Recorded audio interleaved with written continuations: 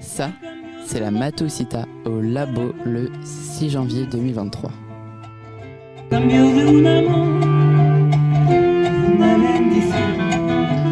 La Matucita réunit 3 artistes autour des compositions de Nayra Andrade.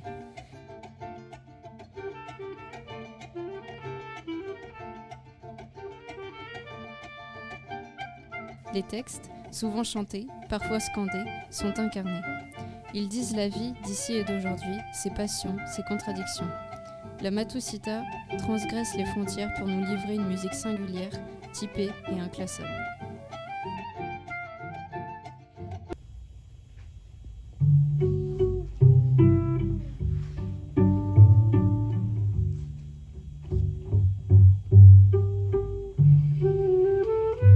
Cette histoire a surgi malgré nous. La Matucita était en résidence au Labo du mercredi 4 janvier au vendredi 6 janvier. Retrouvez ici quelques images de notre rencontre avec eux le vendredi 6 janvier, ainsi que quelques images de leur showcase le même jour. J'ai vécu de t'avoir tant aimé, d'un amour ardent et flamboyant. Il a fallu que je me tienne bien éloignée pour ne pas brûler complètement. Donc, bonjour à tous, aujourd'hui on est au Labo donc avec la Matucita, c'est un groupe de 3 artistes ici présents qui ont accepté aimablement de répondre à nos questions et qui sont en résidence depuis mercredi et donc aujourd'hui vendredi ce sera leur 3e et dernier jour de résidence. Donc ce soir ils vont faire un showcase de fin de résidence et demain pour terminer ce petit temps là au Labo, un atelier avec des élèves du conservatoire de Dinan. Donc est-ce que d'abord vous pouvez vous présenter tous un par un et puis le groupe et l'histoire du groupe? Salut Enzo. Je m'appelle Morgane, je suis clarinettiste. Voilà. J'habite à Nantes. Je m'appelle Suzanne et je suis violoncelliste. Où habites-tu, Suzanne? Tu veux vraiment le savoir? Non. Bonjour, je ne m'appelle pas. Non. Alors Nayra, je suis quattriste, donc le quattro c'est un instrument à cordes vénézuélien. Et je suis aussi la fondatrice du groupe, c'est-à-dire qu'on interprète mes compositions, qui sont des compositions inspirées d'Amérique latine, mais avec des textes aussi bien en français qu'en espagnol, et avec aussi beaucoup d'autres influences qu'apportent Morgane et Suzanne qui viennent d'une musique complètement autre que la musique de laquelle je viens. Et donc la musique de laquelle je viens, c'est les folklores traditionnels ou les musiques traditionnelles d'Amérique latine. Ben, merci beaucoup. Et donc alors pourquoi ce nom de groupe, la Matucita?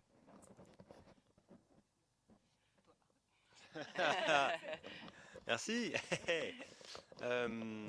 C'est un vieux nom qu'on... Non, c'est... non, c'est toi qui le dis d'habitude. C'est parti d'une résidence où on s'est rendu compte qu'on était tous les 3 allergiques aux chats. Et Nayra raconte, c'est pas moi, je répète, que en fait c'est parti du souvenir d'un ami vénézuélien qui lui donnait ce surnom, en fait, qui est une sorte de francisation de petit chat, quoi. Matou, un chat, Matucita, un petit chat, quoi. Donc c'est comme ça que son ami l'appelait, Ouais, n'est-ce pas? Et voilà, et donc elle l'a repris pour le trio qu'on a monté ensemble. 3 allergiques aux chats. Ok, ben, merci beaucoup. Et donc comment vous vous êtes rencontrés? À mon tour de raconter. Bah, je vais raconter votre rencontre parce que j'étais là, n'est-ce pas? Non, en vrai, on ne se connaissait pas, mais vous deux, vous êtes rencontrés en Bolivie en voyage, il y a 10 ans, ouais, c'est ça. Et bien plus tard, avec Nayra, on s'est rencontrés dans les bars à Nantes, où on jouait chacune avec d'autres projets. Et donc Nayra, quand elle a eu envie de trouver des musiciens pour l'accompagner sur ses compos, eh bien, elle s'est dit, tiens, de la clarinette, tiens, des cordes, violon, contrebasse, finalement le violoncelle. Et donc, elle a commencé à chercher et elle nous a trouvés. Et c'est comme ça qu'avec Morgane, on s'est rencontrés grâce à Nayra. En fait, on ne se connaissait pas avant que le projet démarre. Et donc alors, de quoi parlent vos textes? Je sais pas, moi je sais pas du tout. Alors, il y a plein de de sujets différents, mais je dirais que le fil conducteur un peu des textes du premier spectacle, donc pas la création qu'on est en train de faire en ce moment, mais celle d'avant, c'est plutôt des textes qui portent sur le temps qui passe. En gros. Bon, ça c'est vraiment un fil un peu lointain, mais sinon il y a des textes qui parlent d'amour, il y a un texte qui parle du métro parisien, des gens qui circulent dans le métro, il y a un texte qui parle de la mémoire et des événements qu'on garde en mémoire. Il y a, voilà, des sujets comme ça, un peu de la vie quotidienne et des sujets qui me touchent en tout cas sur cette question du temps. D'accord, bah merci. Et donc encore une question sur les textes. Est-ce que vous avez une chanson emblématique? Et bah, si oui, laquelle? Enfin, après, je dis sur les textes, mais ça peut être aussi musicalement parlant, une question qui... ouais. C'est pas facile de répondre à cette question puisque je trouve que les morceaux sont quand même assez différents les uns des autres. Il y a différentes manières d'arranger. Naïra et moi, des fois on chante, souvent c'est Naïra, mais des fois Naïra elle parle, des fois Morgane y chante, des fois il y a du bombo, il y a de la clarinette. Et du coup, emblématique, c'est pas facile de résumer. Après, on a peut-être un tube quand même, ce serait le marin. Ça serait peut-être le marin, le potentiel tube. Voilà, quand il sera diffusé sur It West. D'accord. Et donc, pourquoi la résidence? Et alors, comment ça s'est passé, la prise de contact? Est-ce que vous connaissiez déjà le labo avant ce projet?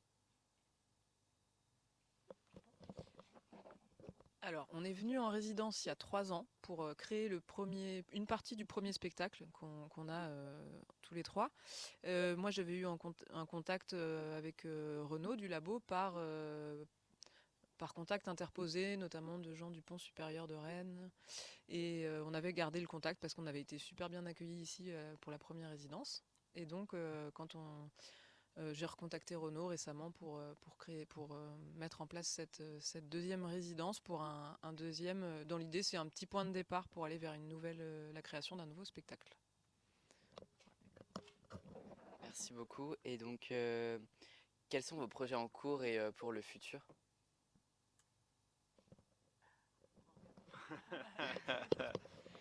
Tu me souffles.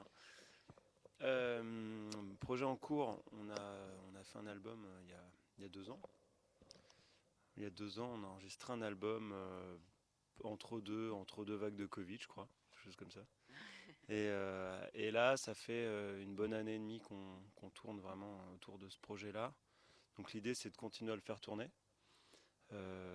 Quand tu es musicien indépendant, il faut quand même essayer de trouver les concerts, de trouver les dates.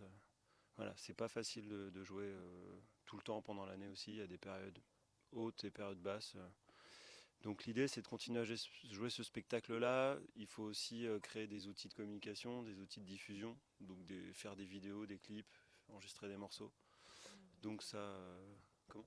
Je disais qu'on en avait tourné. D'ailleurs, on en a fait une, justement, le premier jour on est arrivé ici, on a fait une vidéo avec une vidéaste et un ami qui nous a pris le son aussi. Voilà, donc ça fait partie aussi du métier de musicien quand tu as un groupe, les outils de communication, la diffusion, de pouvoir créer un projet, le monter, le pérenniser après en le faisant tourner, en gardant un œil sur ce qui vient après. Donc comme disait Naïra, continuer à créer, continuer à écrire. Voilà. Pour la suite, on va continuer à jouer ce projet-là et puis voilà, écrire et puis voir un petit peu sur ce qui arrive plus tard. Ouais. Merci beaucoup. Et ben, on touche à la fin, justement, un peu à la question qui fâche peut-être. Combien gagnez-vous ? Non, non, c'est un peu. Est-ce que c'est votre seule source de revenus, la musique? Parce que c'est souvent la question qu'on pose, parce qu'il y a beaucoup de lycéens ou de personnes extérieures à ce milieu qui se disent qu'il faut être une star pour gagner sa vie dans la musique. Et non, enfin, pas besoin d'être une star pour justement faire de sa profession sa passion. Donc, est-ce que c'est votre seule source de revenus? Alors, nous, on est 3 stars, donc c'est notre seule source de revenus. Ouais, on est tous les 3 intermittents du spectacle, depuis des siècles et des siècles, non, des générations. Non, je veux dire depuis des moments différents. Morgane, c'est tout récent. Suzanne, Ça fait quelques années, puis moi un peu plus. Et voilà, et on essaye de. Là maintenant, on est parti pour essayer de pérenniser notre intermittence, nos différents projets. Mais en tout cas, on arrive à vivre correctement. On parlait de ça hier soir. On est smicard. En buvant du champagne et en mangeant du saumon. Ouais, non, on est assez, on se sent assez privilégié en France en tant que musicien parce qu'on a cette possibilité de vivre de notre passion à travers ce régime de l'intermittence. Et c'est vraiment, je crois que c'est un peu unique au monde, donc on se sent assez privilégié à ce niveau-là.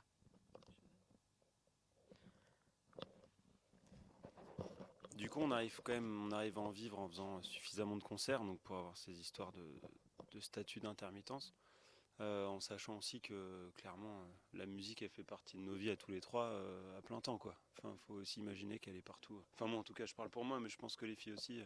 Ce que je disais tout à l'heure, quand tu commences à avoir des projets, c'est pas seulement arriver, jouer ta musique et puis rentrer chez toi quoi. C'est qu'à un moment, Nayara monte son projet, elle y met une énergie, un temps fou. C'est des temps où on se retrouve pour répéter, on sait pas où ça va, enfin, c'est hyper hypothétique. Et puis en fait, cette intermittence permet ces moments-là où justement tu joues peut-être moins, tu travailles plus, mais t'es pas payé. Voilà, ça permet en fait cette chance-là, mais c'est beaucoup de boulot quand même au quotidien. Enfin, je veux dire. Voilà. Oui, peut-être ce que des lycéens n'imaginent pas, et on se dit il n'y a que les stars qui vivent de la musique, c'est qu'effectivement, à côté de l'aspect musical de ce métier-là, il y a aussi tout l'aspect là, que gère énormément Nayara dans ce projet-là, d'administration, de trouver les dates, de faire des partenariats, de trouver les résidences, d'aller chercher des fonds en demandant des subventions. Tout l'envers du décor, ouais, c'est ça. Et de comment est-ce qu'il y a une économie autour de la musique, en fait. Donc il y a des gens qui sont là, qui accueillent des projets, il y a des gens qui financent des projets, comment tout ce petit monde-là peut fonctionner ensemble. Et voilà, aller trouver les interlocuteurs pour qu'on ne soit pas juste dans notre coin en train de chercher à jouer, et pas juste jouer pour ses amis ou jouer dans la rue, parce que c'est le premier endroit où on pourrait essayer de montrer et peut-être de gagner des sous. Mais en fait, comment on intègre les salles. Nous, on joue aussi beaucoup chez l'habitant. Des concerts privés, on va dire, mais en tout cas qui sont du coup financés par directement les entrées et pas du tout des subventions. Après, quand on joue en salle, les salles, elles ont des subventions qu'elles viennent ensuite répartir dans les projets, enfin voilà, il y a tout un système qu'il faut apprendre à connaître et intégrer petit à petit. Voilà. Et on a tous plusieurs groupes, ouais. On vit pas de cet unique projet. Effectivement, peut-être si on était des stars, on pourrait. Tous 4-5 projets quoi. Ah oui, d'accord. Et donc la Matoussita, c'est vraiment... Enfin, vous êtes indépendant, vous n'êtes pas dans un label ou dans un tourneur Ouais, pas du tout. On est vraiment des petites fourmis qui faisons notre petit truc par nous-mêmes, mais on arrive quand même par réseau, par contact, on arrive à voir des lieux comme le labo, mais à force de travail, on va dire. C'est moins facile, je pense, que quand on est suivi forcément par un label. Mais voilà, avec des petites choses et des petits bouts de ficelle, on peut quand même réussir à faire un petit patchwork pas trop mal. D'accord, merci beaucoup. Ce sera le mot de la fin. Merci à vous d'avoir accepté de répondre à nos questions et prendre ce temps pour échanger. Et donc, voilà, merci à tous. Merci à vous et merci à vous d'être restés jusqu'à la fin. Donc, on se dit à très vite, j'espère. Et puis, je vous souhaite tout le bonheur pour 2023. Merci. Le temps, c'est comme un sale gosse. Quoi que tu fasses, il est dans tes pattes. Et pourtant, il y a des moments, c'est vraiment pas le moment. Arrête, ça suffit, rends-moi ça. Ou si je t'attrape, le problème avec lui, c'est qu'il ne s'arrête jamais. T'es en compagnie, c'est le même tarif. Il s'immisce dans tes conversations, il s'insinue dans tes faits et gestes. Et t'as beau lui dire « Oh stop, lâche-moi les baskets », justement, tu peux toujours courir. Mais ça te trépigne, et ça te glousse, et puis ça te pousse, et ça rechigne, et gna gna gna gna gna. C'est comme quand deux moustiques décident de s'astiquer juste là, derrière ton oreille.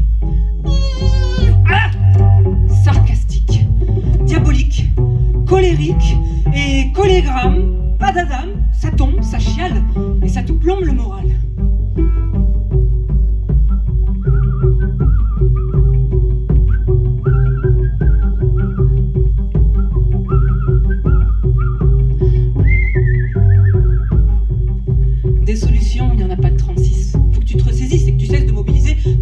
tension sur ce polisson. Il faut te défaire de son emprise, apprendre à lâcher prise. Alors tu te prends à rêver, à t'imaginer dans ta vie d'avant, musarder à ta guise et ce faisant courtiser l'oisiveté, quand la flemmardise t'était permise avant que la bise ne fût venue.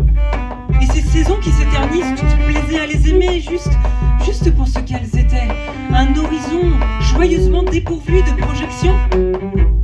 Et ben paf, fallait s'en douter, à peine tu t'es retourné que cette crapule en a profité pour se carapater. Tu l'appelles, personne, tu le cherches partout, rien, mais putain c'est pas vrai, où est-ce qu'il est passé? Mais qu'est-ce qui t'a pris de le quitter des yeux? T'as la pétoche, tu paniques, tu cries et tu craques. Tan suave tu mano era que de ella me